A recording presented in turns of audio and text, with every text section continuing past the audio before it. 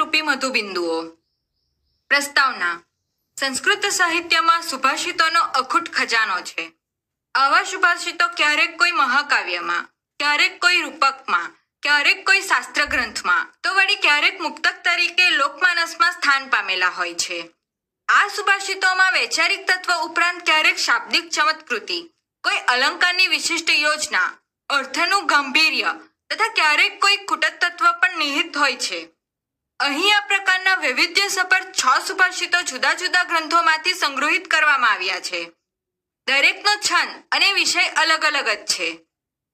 પ્રથમ સુભાષિત વચનમાં એક શાશ્વત સત્ય તરફ આપણું ધ્યાન દોરવામાં આવ્યું છે. બીજું સુભાષિત માણસને સુભાષ અર્થાત સારું ભાષણ કરવાનો ઉપાય સૂચવે છે. ત્રીજા પદ્યમાં 3 વસ્તુઓની ખાસિયત અને ચોથા પદ્યમાં સજ્જનની વિશેષતા વર્ણવી છે. પાંચમું પદ્ય સંવાદાત્મક છે. ટૂંકા અને બે અર્થ ધરાવતા પ્રશ્નો પાર્વતીના મુખમાં અને તેમના ઉત્તર શિવના મુખે મુકાયા છે. છઠ્ઠ પદ્ય નીતિવચન છે અને જણાવે છે કે મોટાઈ કે સ્થૂળતા મહિમાનું કારણ નથી. નાના કે સૂક્ષ્મ પદાર્થોનો પણ અનેરો મહિમા છે. પ્રસ્તુત પાઠમાં સંગ્રહિત પદ્યોમાંથી વિદ્યાર્થીએ 2 પ્રકારે પ્રેરણા લેવાની છે. અહીં વ્યક્ત થયેલા વિચાર રાશિને હૃદયંગમ કરીને એક બાજુ પોતાના વિચાર વૈભવને વધારવાનો છે, તો બીજી બાજુ પદ્યોમાં પ્રયુક્ત પદાવલીને બરાબર સમજી લઈને વિદ્યાર્થીએ પોતાની ભાષાકીય સમૃદ્ધિને પણ વધારવાની છે. યદશક્યમ ન તચ્છકયમ યચ્છક્યમ શક્યમેવ તત નોદકે સકટમ યાતિ ન ચોનર્ગછત્તિ સ્થલે. જે અસંભવ છે તે સંભવ નથી, જે સંભવ છે તે સંભવ છે. જળમાં ગાડું જતું નથી અને જમીન ઉપર નાવ ચાલતી નથી. વચશસ્ત્ર પ્રયોક્તવ્યમ યત્રોક્ત લભતે ફલમ સ્થાયી ભવતી ચાંત્યન્યમ રાગઃ શુક્લપટે યથા. જેમ સફેદ કાપડ ઉપર લાલ રંગ અત્યંત સ્થાયી બની જાય છે, તેમ જ્યાં બોલવાનું ફળ પ્રાપ્ત થાય ત્યાં જ વાણી પ્રયોજવી.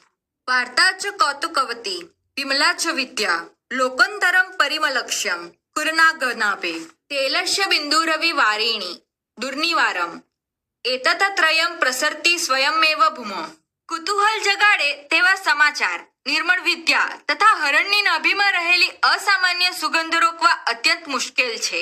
આ ત્રણેય જળમાં પડેલ તેલના ટીપાની માફક ધરતી પર સ્વયં ફેલાય છે. ઉદયતિ યદિ ભાનુઃ પશ્ચિમે દિગ્વિભાગે પ્રચલિત યદિ મેરુઃ શીતતામ યાતિ વહ્નિઃ વિકસતિ યદિ પદ્મમ પર્વતાગ્રે શિલાયામ ન ભવતી પુનરુક્તમ ભાષિતમ સજ્જનાનામ. જો સૂર્ય પશ્ચિમ દિશામાં ઉદય પામે છે, મેરુ પર્વત ચલિત થાય, જો અગ્નિ ઠંડો બની જાય તથા કમળ પણ પર્વતના શિખર પર પથ્થરોની વચ્ચે ખીલે, છતાં પણ સજ્જનો વડે બોલાયેલું વચન પુનરુક્તિ પામતું નથી. કસ્તવમ શુલિ મૃગય બીજમ નીલકંઠ પ્રિયેહમ કેકામેકામ કુરી પશુપતિ નેવ દૃષ્ટે વિષાણે થાનુ મૂર્ધયે ન વદતી તરુર્જી વિશેતઃ શિવાયા ગચ્છાવ્યહમ ઇતિ હત્વચા પાતુ વંડ ચૂડઃ. તમે કોણ છો? હું ત્રિશૂળવાળો શિવ છું. વૈદ્યને શોધ. હે પ્રિયા, હું નીલકંઠ છું. તો એક ટહુકો કર, હું પશુઓનો સ્વામી છું. તારા 2 શિંગડા દેખાતા નથી. હે દેવી, હું વૃક્ષ છું.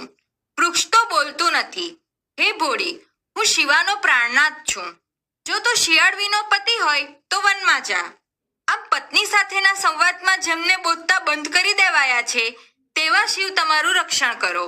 હસ્તિ સ્થૂલતનુ ચ ચાકુવશઃ કિમ હસ્તિ માત્રો કુશ પ્રજ્રેણાભિષિતા પતંતી ગિરયઃ કિમ વજ્રમાત્રા નગાઃ દીપ પ્રજ્વલિતે વિનશ્યતિ તમ કિમ દીપમાનમ તમ તેજો યસ્ય વિરાજતે સ બલવાન સ્થૂલેષુ ક પ્રત્યયઃ.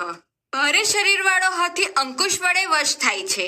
શું હાથીના કદ જેટલો અંકુશ હોય છે? વજ્રથી હડાયેલા પર્વતો વેર વિખેર થઈને પડે છે. શું પર્વતો વજ્ર જેવડા હોય છે? દીપક પ્રજ્વલિત થતા અંધકારનો નાશ થાય છે. શું અંધકાર દીપક જેવડો હોય છે?